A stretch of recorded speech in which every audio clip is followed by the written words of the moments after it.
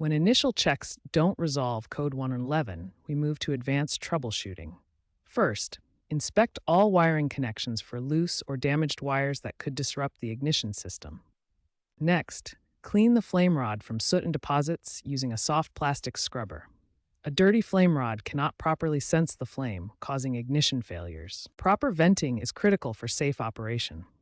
Non-condensing models require stainless steel vent pipes. Standard B vent can damage the heat exchanger due to acidic condensation. Check for blockages in intake air and exhaust systems. Many service problems stem from external factors like undersized gas lines or improper installation rather than unit defects. In hard water areas, install a water softener or descaling device to prevent mineral buildup. Regular annual maintenance is essential, including descaling the heat exchanger and cleaning all filters. If problems persist after these advanced troubleshooting steps, contact a certified technician. Professional internal troubleshooting ensures safe and proper repair of complex ignition system components.